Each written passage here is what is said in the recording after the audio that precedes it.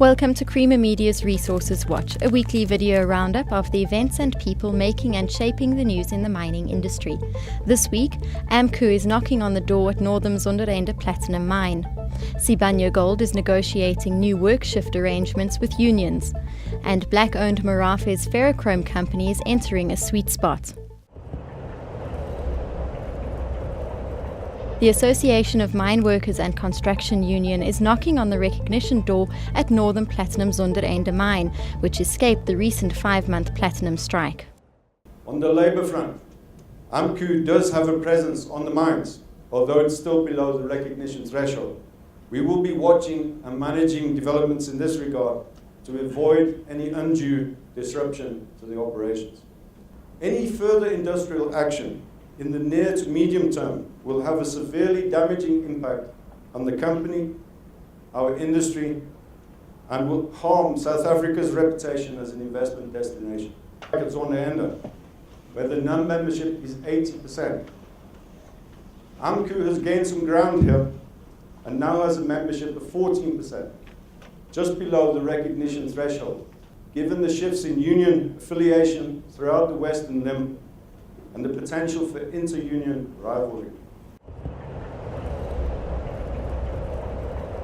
South Africa-focused gold mining company Sibanye Gold is negotiating new working shift arrangements with its labour unions to allow migrant workers to return home more frequently and simultaneously facilitate the sweating of assets by increasing the number of days worked a year. Now, migrant labour in its own right is not a bad thing, as long as you address the social issues associated with it. And the social issues are getting people back to their families where they are migrant in reasonable periods. And again, in the rest of the world, you've got remote mining camps and people fly in and fly out. Unfortunately, we got large labour resources, so we can't quite fly people in and out, but we can certainly get people home more than once a year.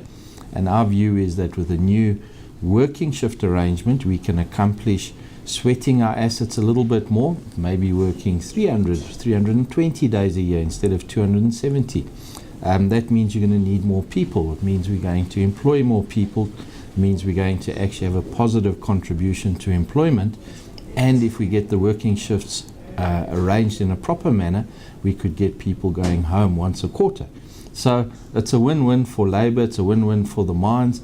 It is a complex system, and we are currently in negotiations with the unions. After 10 years of ongoing investment, the black-owned and black-managed ferrochrome company Merafe Resources is in a sweet spot of being able to harvest the cash flow fruit from a suite of projects in which investments have been made over the past decade. It's been a 10-year journey of investing in various projects, including Tswelopele, Line 1, Line 2, and we've just come to the end of that investment period. We're now at a stage where we're able to maximize cash flows from our operations, and that's expected to put us in a position to be able to reduce our debt, which we acquired to invest in those projects, and also start returning some cash to shareholders. For mining news as it breaks, stay logged onto miningweekly.com and register for our free daily newsletter.